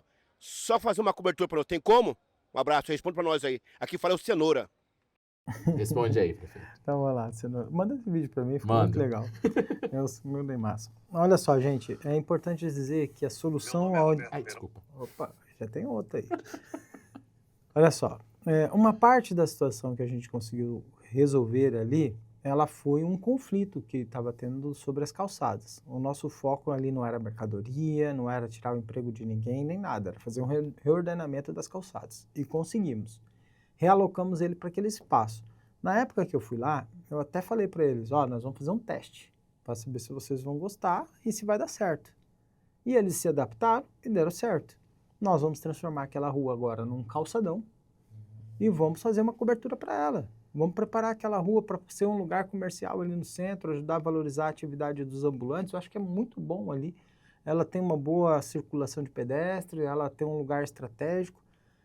Ali naquela região, ela é uma região da história de Cuiabá com os ambulantes. Se você buscar imagens na internet, por exemplo, sobre a Praça da Prainha, você vai ver que tinha uma feira na Praça da Prainha no passado. Ela sempre foi um local vocacionado à atividade comercial, tá? Não só das pessoas com suas lojas, e você percebe que tem bastante lojas ali de utensílios. Hoje mesmo eu comprei numa loja lá que é tudo por vintão. Bom pra caramba, pô, bom pra caramba. Eu te recomendo. Eu tava precisando comprar umas caixas para guardar brinquedo e outras coisas lá, meus filhos com os lápis, fica tudo jogado. Paguei vintão na caixinha, falei, pô, bom pra caramba. Não tô fazendo propaganda da loja, não. Agora, o que eu tô dizendo é que tem muita coisa boa ali no centro e gera muito emprego, gera muita oportunidade de trabalho. E tudo que eu puder fazer para as pessoas terem oportunidade de trabalho, farei. Então, se aquele lugar tem uma vocação para fazer um calçadão com uma cobertura legal, vamos investir nisso. Agora nós vamos buscar recursos, elaborar os projetos, eu vi que deu certo, e vamos agora projetar um calçadão ali naquele lugar. Tem coberto, prazo, prefeito?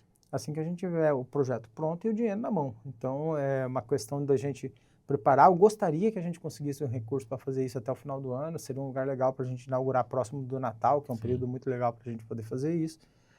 Outro lugar que eu quero mexer numa cobertura bem bacana e fazer um negócio legal é do lado da Igreja Matriz. Tem uma feirinha muito gostosa ali. Um suco de laranja muito Pô, bom. e um bolo de mandioca ali, cara, delicioso.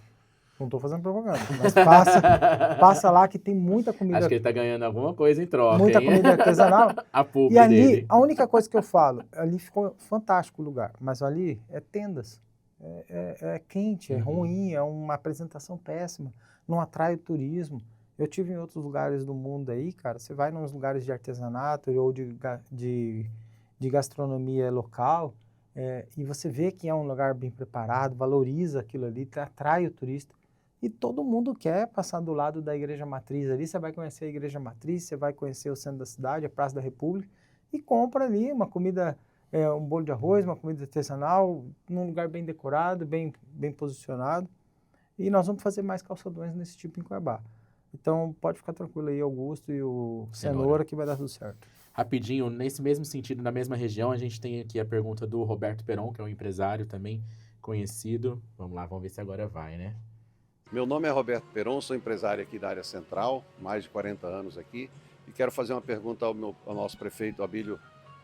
Prefeito, com relação a esse centro histórico, qual seria a sua ideia em transformação dos calçadões? O senhor teria alguma ideia para que os calçadões voltem a ter vida? Meu nome é Roberto Peron. Uma das coisas que eu falei eu tive uma reunião com eles, e a gente tem no município de Cuiabá um programa Adote uma Praça, não tem? Uhum. O que eu gostaria? De um programa tipo Adote um Calçadão. Uma dessas entidades, como a Comac, CDL, qualquer uma dessas, por exemplo, eles poderiam adotar esse calçadão, estabelecer uma regra de condomínio ali com os comerciantes, e aí a gente permitiria eles explorar esse espaço com publicidade, fazer a instalação da estrutura que eles precisarem e tudo mais, valorizando a atividade daquele local.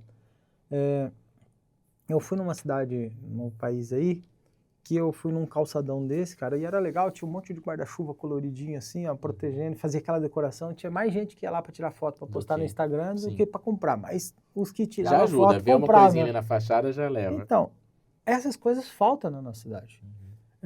E se você perceber que a nossa cidade é muito quente, você vai falar, pô, era um investimento barato, por exemplo, uma decoração aérea de um calçadão como esse e atrair bastante turista e vender. Durante a eleição, a campanha, havia uma discussão de levar para o centro histórico órgãos públicos, Tô alguma fazendo coisa isso. nesse sentido, para movimentar esse centro histórico, né? Isso já está sendo feito? Sim, nós já levamos a Secretaria de Habitação, por exemplo, que ela estava lá na Avenida do CPA, do lado da Cadre, a gente tirou ela de lá, colocou no prédio da Prefeitura. Estamos levando ali também para o centro a Cuiabá Regula, que é a agência de regulação substituta da ARSEC. Nós estamos levando ali para o centro a Secretaria Municipal de Segurança Pública, que já está preparando o espaço ali também no centro. Acho que a única secretaria que não achamos um espaço que comportava ali no centro é a Secretaria de Saúde, que era muito grande, não achamos um espaço que tivesse a infraestrutura necessária para isso. Vai ser na Barão, Vai né? ser na Unic Barão. Mas é também uma estratégia nossa de valorizar o porto. Você lembra que o porto é um espaço muito esquecido, estava ali muito jogado a uma série de situações de vulnerabilidade, e hoje a gente está reformulando o porto da nossa cidade. O vereador, hoje está afastado, Chico 2000, na campanha dele para tentar ser presidente da Câmara Municipal, ele disse que queria criar uma espécie de CPA cuiabano. É mais ou menos isso, prefeito?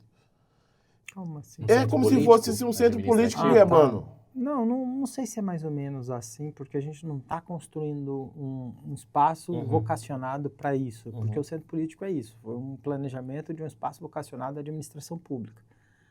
O que nós estamos fazendo é inserir no centro histórico da nossa cidade, que era abandonado, a administração pública.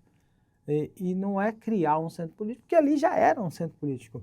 O governo do estado era ali, a Assembleia Legislativa era ali, onde hoje é a Câmara Municipal. Então, nós estamos trazendo de volta para o centro da nossa cidade a parte administrativa do próprio município, que foi dispersa durante os últimos anos, provavelmente por não achar oportunidades de investimento melhor, mas nós estamos trazendo para ali. Uma delas também que a gente vai trazer é a controladoria, que hoje ela está ali na Avenida Mato Grosso, em frente ao Colégio de Dom Pedro II. Ela também vai vir para o centro da nossa cidade. Nós estamos alugando alguns dos imóveis ali da cidade, do centro, porque a gente entende que esse imóvel vazio não é bom para o município.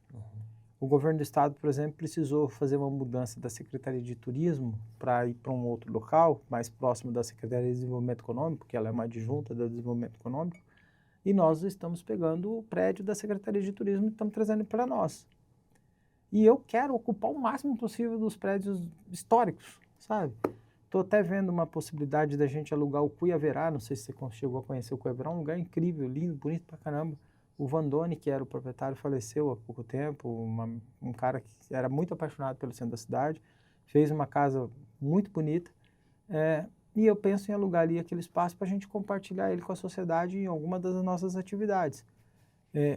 O mais importante, não deixar imóveis parados, não deixar imóveis vazios. Imóveis vazios, ele afasta o convívio da população. Então, ter uma cidade viva, ela é interessante. Inclusive, durante a campanha de 2024, eu estava descendo a Cândido Mariano, numa casa histórica ali, apaixonada, linda pra caramba, no começo da Cândido Mariano, do lado esquerdo, se você estiver descendo. Ela está meio abandonada. O proprietário falou comigo, Abílio, se você fizer uma proposta de que vai alugar essa casa aqui, a gente vai reformar ela inteirinha. Eu falei, pô, top, vamos buscar um jeito de alugar ela. Em frente à prefeitura tem alguns espaços, quero alugar esses espaços. Onde era o Cuiabanco, agora vai ser a Secretaria, acho que de Trabalho, não, vai ser a Secretaria Municipal de Segurança Pública e talvez uma outra secretaria complementar ali. A assistência social nós estamos também trazendo ou para Nova Barão ou... O senhor tem sonho de ser o governador do estado? Quê? O senhor tem sonho de ser o governador do estado de Mato Grosso? Tenho sonho de ficar vivo até o fim do mandato, porque não tá fácil não, cara, você não tem ideia. E outra, essa parte de ser governador ou qualquer outro cargo eletivo, eu entrego meus caminhos na mão do senhor, confio nele e deixo que ele faça. Eu não faço esses planos a longo prazo. Eu nunca imaginei que ia ser deputado federal. Eu era vereador. Tentei ser prefeito, perdi numa das eleições assim mais frustrantes para mim e a população. Muita gente falava, como que você perdeu para esse cara do paletó, não sei o quê. Mas eu perdi por 1%. E por erros meus mesmo na eleição de 2020. Em 2022 eu queria ser deputado estadual. Não deixaram. Fui para ser deputado federal numa eleição que todo mundo falou que eu ia ser a escadinha do Medeiros e do Barbudo. A expectativa de eu ganhar a eleição de 2022 era baixíssima. E fui o terceiro mais votado do estado, mais votado do meu partido. A eleição da prefeitura de Cuiabá, todo mundo cogitava que ia ser Botelho e Lúdio no segundo turno. Eu vi pesquisas que apontavam que eu não ia nem saía da fase de grupos, né? Quanto mais ir para semifinal. Foi o Fluminense quase, então, aí, né? Não faz isso comigo não, que o Fluminense perdeu nas quartas. Mas o Fluminense jogou bem. Sério. Agora, o mais importante não tem como eu prever daqui 4, 6 anos, não dá pra gente saber. Tem que ver o que vai acontecer da eleição de 2026. O nosso país está vivendo um momento de instabilidade política muito grande, nós não sabemos como que vai ser. Nós não temos segurança jurídica no nosso país, então não dá para saber quando eu vou ser candidato a governador, se um dia eu vou ser. E Samantha vai ser candidata a deputada federal em 26? Há esse Olha, projeto, essa conversa em casa? há uma conversa em casa, eu tenho pedido para ela analisar o que ela quer fazer no coração dela e eu vou apoiar ela como sempre apoiei no desejo dela, no projeto dela.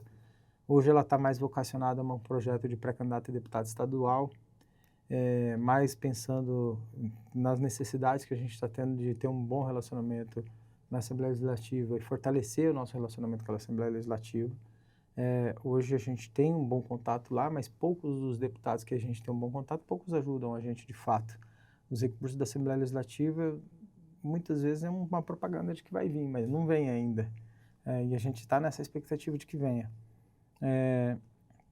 Eu acredito que a Samantha faz um bom trabalho na Câmara dos Vereadores, melhor do que o que eu fazia, muitas das vezes, porque o trabalho dela hoje como presidente da CCJ, eu nunca cheguei a ser presidente de uma comissão tão importante quanto a dela, e ali ela trabalha muito para aprovar projetos constitucionais dentro da legalidade, ajudar o município também dentro da Câmara dos Vereadores, e ela faz um ótimo relacionamento com todos os vereadores. O perfil dela é um pouco diferente do meu, O perfil dela é mais voltado às causas sociais, principalmente. Você vai ver ela se envolvendo muito com o Cimenina, com o bem-estar animal. Ela está se envolvendo ali com outros projetos importantes, principalmente na área da educação e da saúde, da causa do autista e tudo mais. Só que eu falo para ela, olha, se você vier a deputado estadual ou federal, como você achar melhor, você vai poder ajudar o município mais. Porque, como vereadora, ela ajuda a passar uma emenda do orçamento que é nosso. Como deputada, ela vai trazer um recurso de fora. Um recurso que seja ou do Estado ou um recurso do governo federal. Então, são recursos importantes para nós. E nós não temos trabalhado para ter um único representante na Assembleia Legislativa. Porque imagina o seguinte, a Samantha, o Faisal, o Catani, o Diego e tantos outros que possam, a Michelle Alencar, que é pré-candidata também, que possam chegar lá na Assembleia Legislativa, são pessoas que vão poder trazer mais possibilidades de recursos para o nosso município. E por muito tempo, o antigo prefeito não tinha um bom relacionamento com a Assembleia ou com o governo federal. Nenhum, né? E aí não vinha recurso. E nós precisamos. Diante da crise que a gente está, a gente precisa. Precisa eleger representantes da bancada federal, precisa eleger representantes no governo, na Assembleia Legislativa e precisa ter um ótimo relacionamento com o governo do Estado. Ótimo. Infelizmente, prefeito, nosso tempo passou, já passou muito nosso tempo, normalmente é 1 hora só, mas a gente já passou 1 hora e 40. Eu não queria nem ter vindo, cara.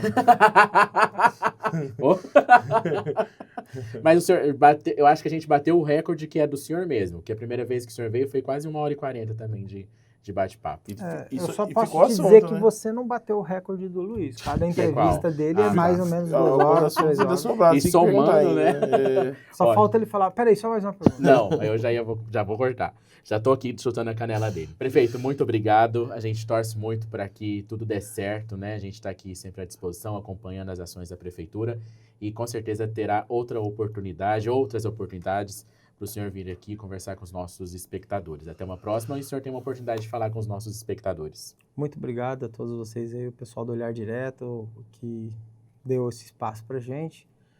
Primeiro eu quero pedir para que vocês torçam e apoiem o cara que foi editar esse vídeo, fazer os cortes. Meus sentimentos, cara, desculpa aí, você vai ter que assistir 2 horas de entrevista, achar os cortes para rede social, mas que Deus te abençoe. E o pior é que eu que faço os cortes, eu só não edito. Então, Deus te abençoe. E dizer para você que conseguiu assistir até aqui, espero que esteja bem. Mas muito obrigado, valeu. Luiz, muito obrigado aí por mais este episódio e até uma próxima. Eu que agradeço, prefeito, por ter vindo aqui. Passou rápido e você sabe que se precisar, é só chamar. É isso aí. Ele tava quase vindo com uma Tinha camiseta mais igual a do perguntas pra senhor. fazer. Mas vai ter, segunda-feira já tem outra pauta, já dá para fazer outro Dá pra podcast. Você acompanha a repercussão deste episódio no nosso portal, que é o olhardireto.com.br. Segue a gente nas redes sociais, é só pesquisar @olhardiretoOficial em qualquer uma delas. Eu fico por aqui, volto na próxima semana com mais um papo reto e direto. Tchau, tchau.